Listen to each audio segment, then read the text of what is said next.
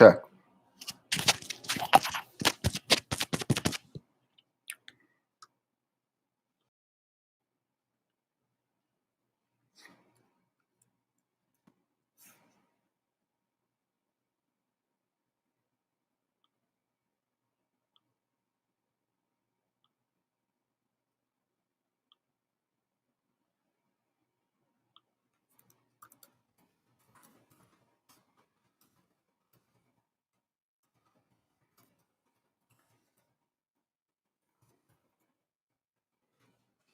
Hey out there. Just decided to go live. Had some spare time this crazy time, so figured why not?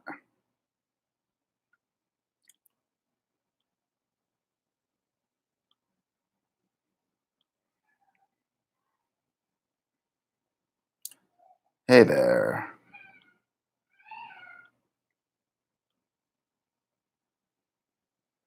How's it going?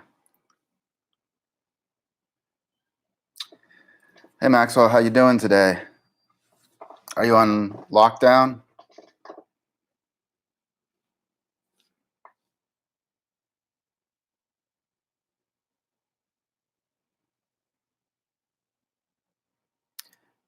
Just generally today, what I'm going to be doing is just talking a little bit about making music, about licensing music, or answering any questions you guys have, or just hanging out. Don't have. Hey Michael, how's it going?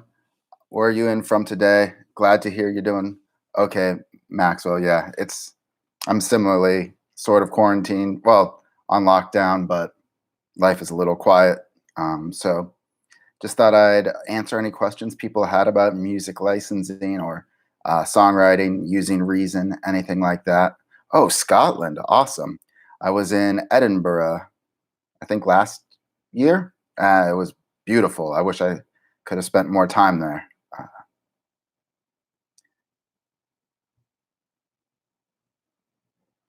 you guys have any specific questions or anything I can help you with?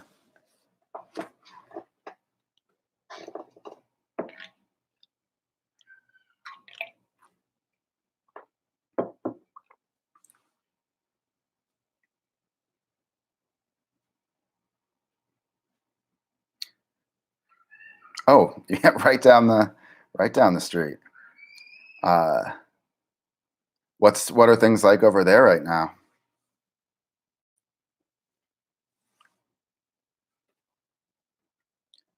While you guys are thinking of any questions you might have, I'll just talk a little bit about what I think is going on in the music licensing industry right now, and then maybe I'll talk a little bit about Reason. If you have a preference for hearing me talk more about Reason or about music licensing, just let me know.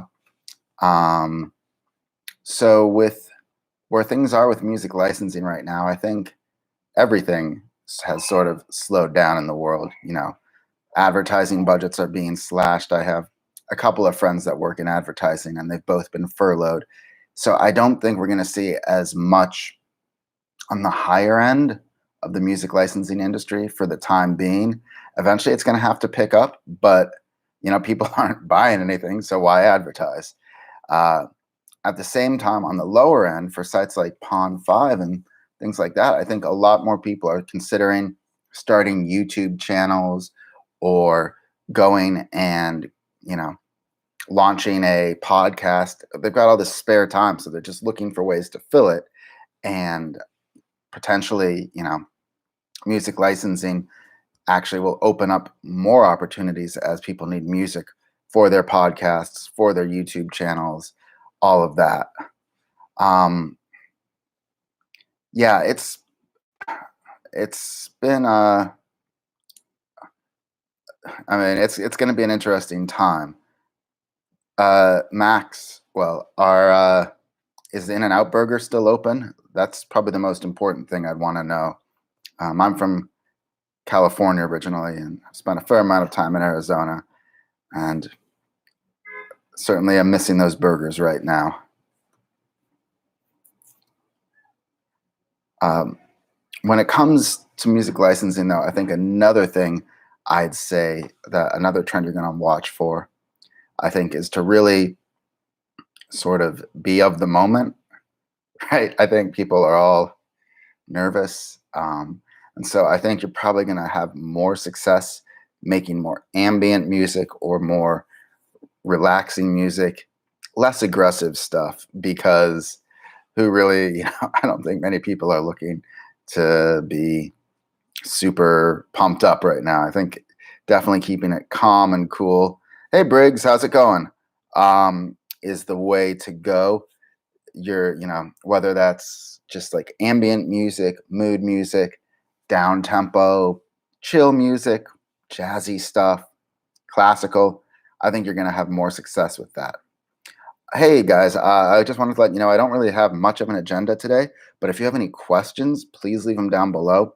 And also, if you could just let me know where you're from, and also if you'd rather hear me talk about more about Reason or about music licensing or music production in general, so that I can make this conversation as helpful for you guys as possible.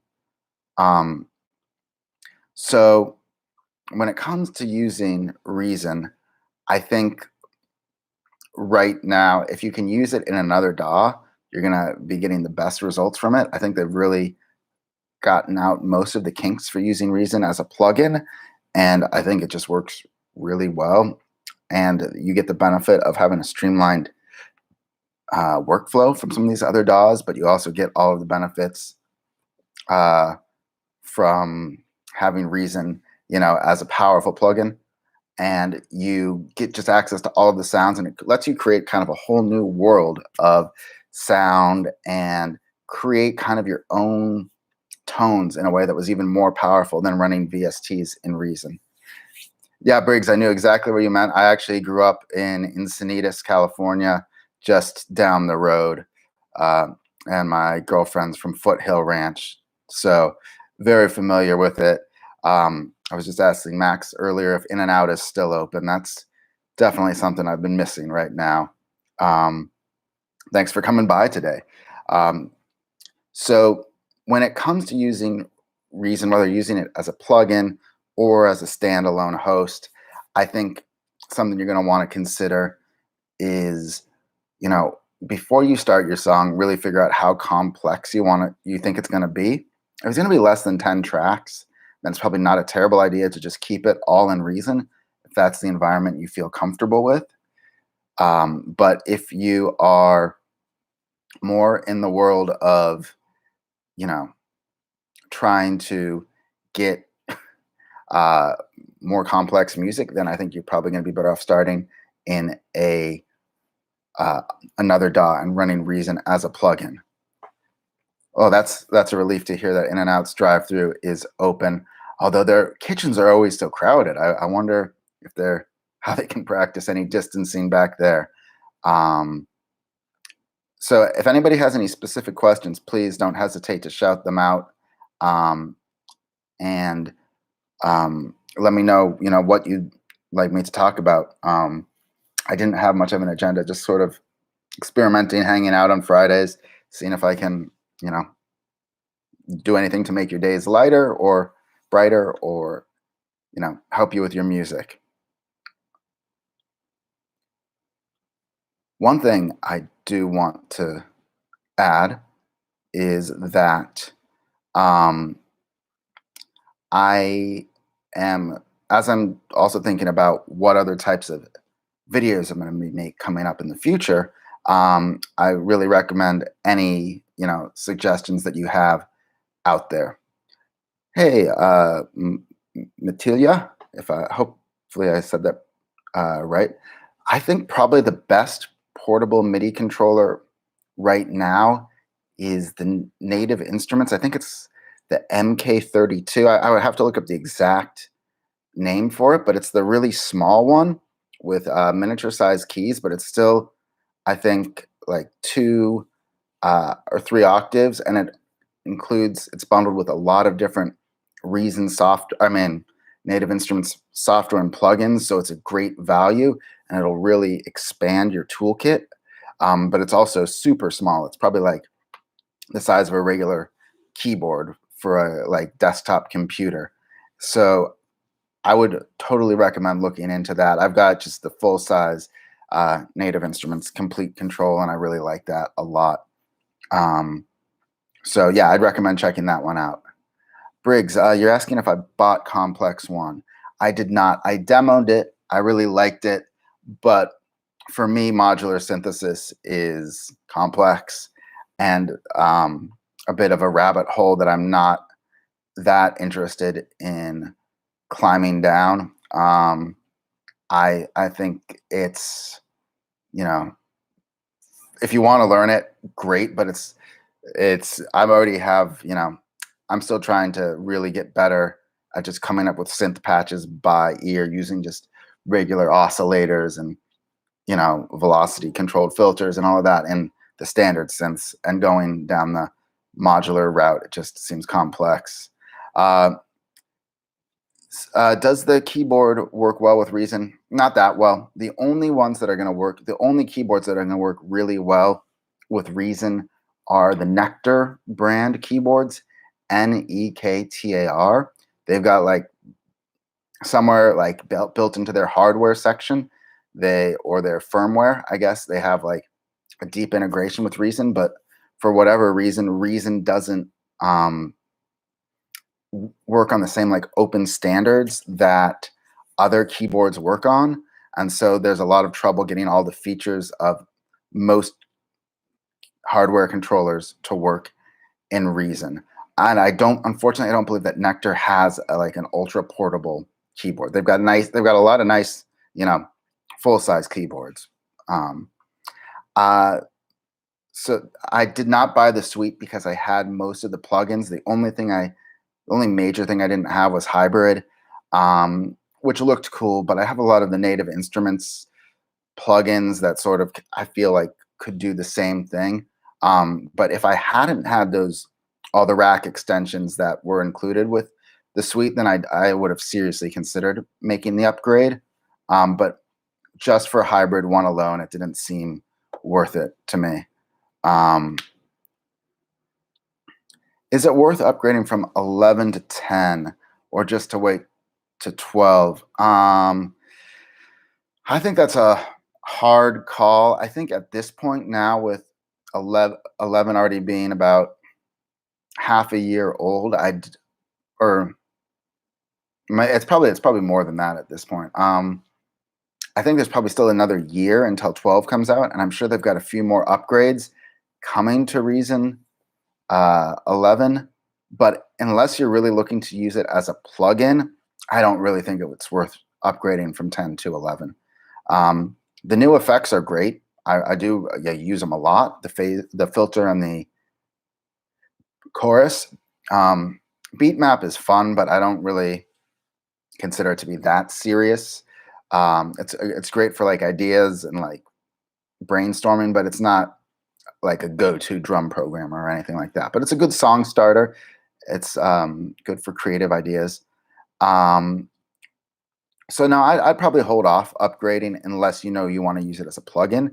And I have now mainly been using it as a plugin and really liking it.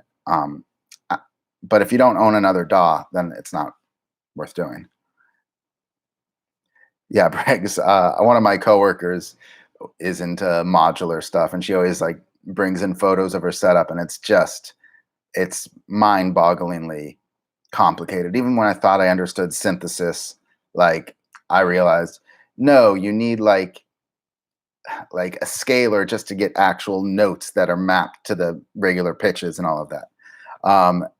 But there's a free like DAW that does modular synthesis, and I forget it. Let me look real quick.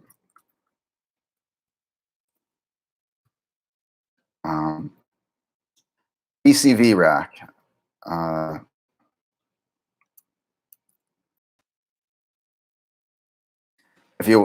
mean, it sounds like you already know plenty about modular synthesis and the rabbit hole, but I've messed around with VCV Rack a bit too and found it fun. But there's so many things I want to get better at that ultimately I decided I just have to leave modular synthesis to people that are into that. You guys are welcome for the answers. Let me know if you have any other questions or if there's anything, any types of videos you'd like me to make in the future, or, you know, any questions you just have about life in general.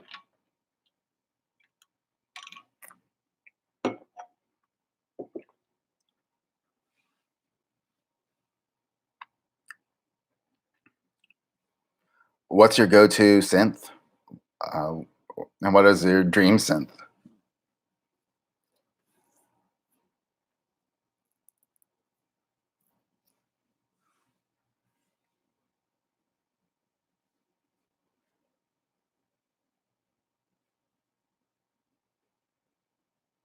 Um, yeah, so speaking of synthesis, just generally, um, I will say one of the best things I ever did was get one of these Model D Roland hardware synths. It's just like it's there. It's up. You can probably get it for like a couple $100 on Reverb now, and just having the knobs to play with and like seeing how like it really reacts differently got like I know it cleared a major mental block in the way I dealt with synths on soft synths in DAWs, and just the like quick, the tactile feedback really helped me sort of improve my sound design massively. Um, what do I think is next for Reason 11.3? I think they have to add another instrument in. Um, I think to show the value of Reason 11, I would expect at least another instrument to come through, or maybe they go straight to 11.5, and that would be my guess. Is they probably go straight to 11.5, add a new instrument, and do some more interface changes. Um, they've been slowly but surely rolling those out, and my guess is that unfortunately we're probably not going to see major changes in Reason 11. I think they're probably going to save it all up for Reason 12 so they can be like, back to the basics, or like, we're doing everything that you love to do. And so that they can better sell Reason 12.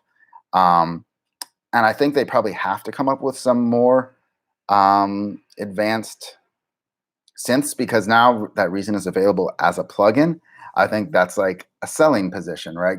Or a sales tactic for them. Like, yeah, they can compete with native instruments a little bit and be like, hey, um, you know, if you buy Reason, you get like 30 synths for your DAW. And so I think they probably need another flagship synth or two. I'd love to see a modern sampler. Um, so that's what I'd like to see.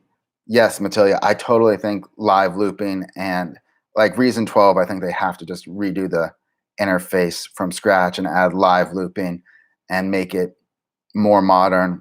It even looked like that's the direction that Logic is going.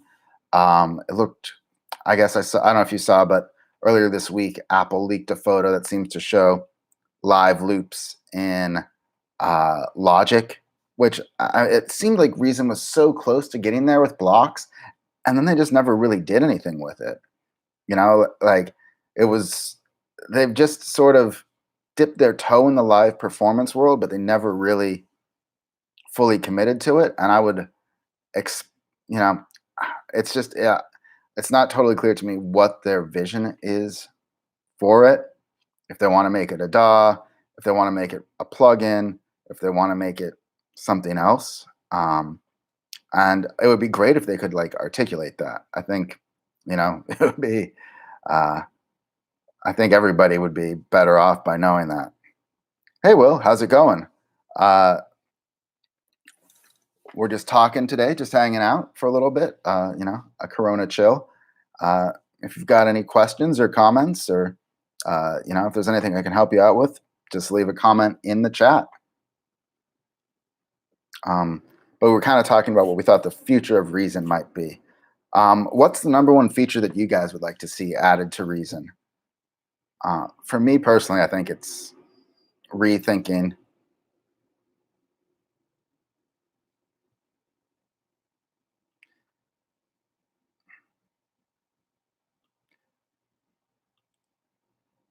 I think it's rethinking just everything, the whole approach. It's got to be like from the ground up, streamline it, modern interface, uh, having cabling as an option. Um, Session view, yeah, yeah, some overall way of managing your sessions, and maybe also the ability to save multiple versions and autosave. Autosave would be great. Um, Nate, music licensing is not particularly great at this time. I had a couple of albums that we were like just about to sign some deals on for exclusive licensing, and the like our uh, not producer, but the guy at the label has gone really quiet. And then on Pawn Five, it's been on Audio Sparks. A lot of my stuff, my license, my royalties were coming from in-store performance, like an overhead, uh, you know, radio at like markets and retail stores. And as you can imagine, not many people are going out, and most of the stores are closed. So those have gone away as well. Um, but I am getting the occasional like request through libraries for certain types of songs. So, I think eventually this is going to turn around. And I think this is also a great opportunity for people to like get better skills, to build up their libraries, to, be smart and be creative, because there's going to be a lot of pent up demand when this is all done. And I also think that on the low end of the scale, I think more people are probably starting podcasts. More people are probably starting YouTube channels and things like that. So there is going to be more need for low end licensing. AAX, that makes sense. Yeah. I guess so. That would probably be in a recent 11.3, and they'll probably give another couple small upgrades. Yeah. Track folders would be huge. MPE, definitely.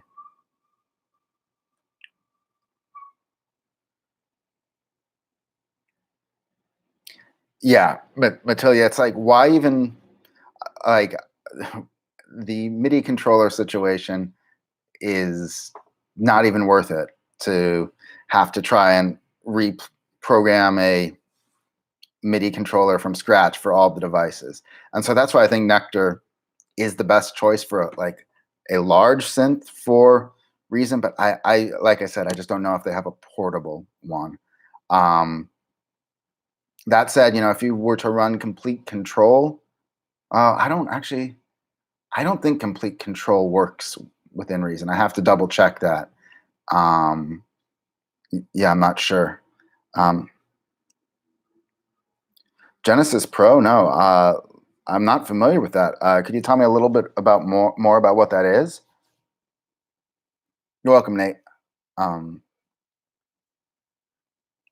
yeah, having like actual VST integration, like another level of depth, as opposed to being in that wrapper, would be really nice.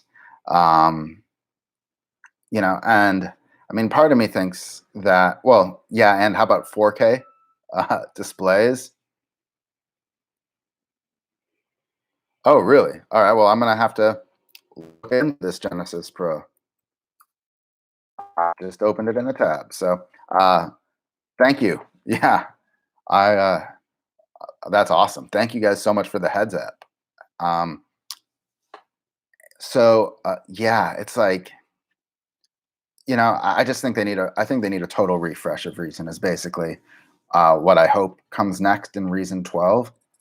Um, but part of me fears that they're really just going more down the plugin route, even though they say they're not. But based on everything we saw with the Reason 11 rollout, I kind of feel like maybe that's the way, because there's just a lot bigger audience for them now that they are a plugin.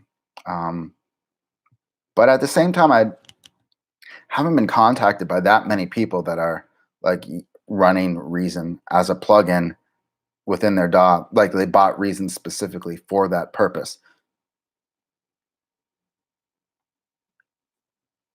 Um, Have you guys tried using Reason as a plugin at all, or are you guys keeping it mostly just as a standalone DAW?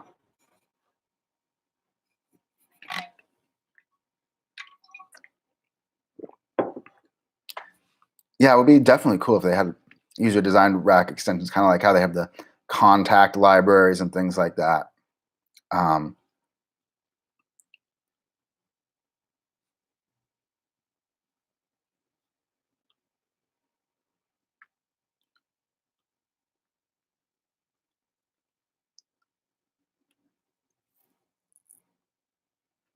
okay, so it seems like most of you guys are running it standalone, which is good to know.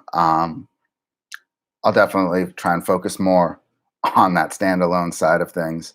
Uh, it and I mean, there's plenty of songs that I still do in standalone. It's just like once I get above 10 channels or so, it starts to get a little bogged down. Um, I've heard great things about Studio One. I think that probably is a great combo to have. And at that point, it's probably better to just wait till 12. Um, so is there anything with, you know, obviously I probably am not going to be able to fully answer it today, but is there anything you'd like me to see me make any videos of for Reason for you guys in the next couple weeks or month or so? Is there anything you're struggling with or you want to go deeper in depth?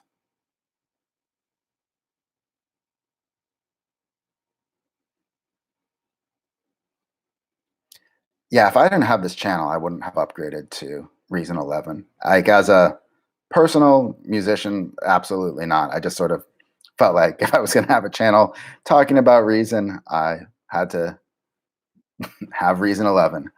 Um, but not a lot of value was added to for existing users.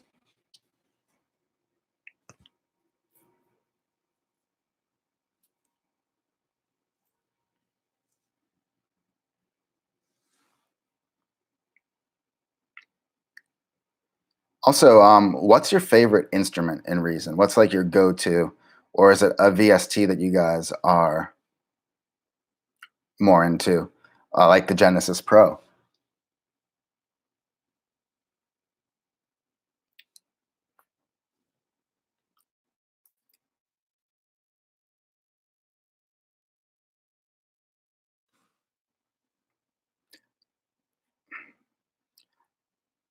Okay, yeah, that's template work and organization. Absolutely, Fritz.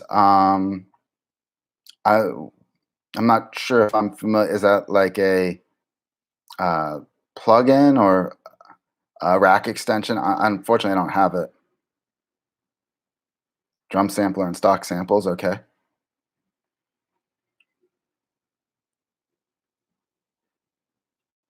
It. I've heard of them, but isn't that one that like is a major CPU hog?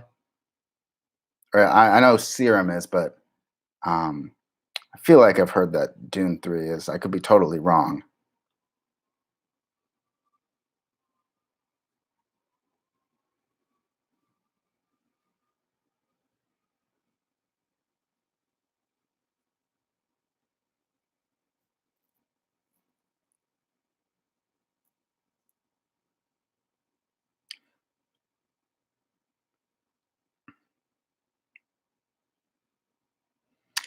So let's. All right. So yeah, the gain staging stuff. Although I was actually talking to Selig about gain staging after I made the video, and he had a lot of stuff to say. A lot of really, um, a lot of really useful tips, and um, one of them was that actually you can clip, which I neglected to mention, is that you can mess up your gain staging within an actual like rack itself. So if your instrument is going into your vintage plugin within the rack, the input up top isn't going to solve the problem. You need to actually control it on the output meter of your synth. So that's just something to keep in mind about gain staging. Kong's go-to. Good to know. Um, so templates. Oh, templates are great. They let you basically preload a bunch of uh, effects or samples or instruments, and then like let's say you like make a lot of lo-fi hip hop songs. You can have all your favorite samples and instruments pre-lined up, and when you start a song, you can just open that up, and at least you can get the beginning structures based off of the same thing. Same with mixing. I've actually got a free mixing template um, for a reason. I'll put a link to uh, use Reason. Um, let me just find that for you.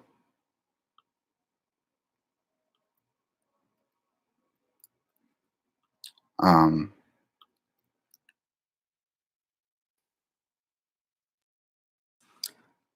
okay. Yeah, okay, workflow and all of that, absolutely.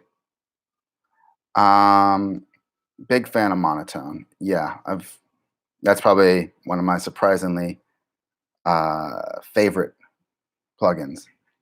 Um, I-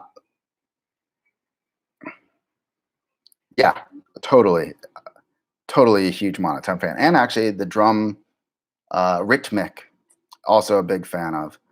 It doesn't have a huge library of sounds, but the sounds it has are great, and it's really easy to just like apply the filters and get a dialed in sound there. Um, I'm gonna hop off in about 3 or 4 more minutes. Um, if you guys want to, you know, ask me any follow up questions, just let me know, or you can shoot me an email at stockmusicmusician@gmail.com. Um, and also, yeah, I'll be trying to do this again in the future, especially since we all have so much time now. Um, okay, totally. We can definitely do the CV stuff, Matilda. Yeah, Levi, I don't know if you ever saw Kickback Couture. Jelly made a like this video on how to do an 808 with monotone and scream, and it was, I mean, it's a nuts 808. Um, I love it. Um,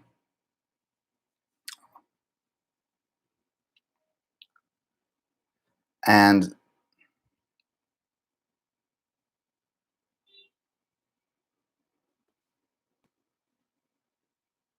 yeah, so thank you guys so much for showing up. I hope you guys have a happy, safe day. And like I said, you can always just shoot me an email at stockmusicmusician@gmail.com. That's a great point. I'll make a video about that because that is really hard to get right.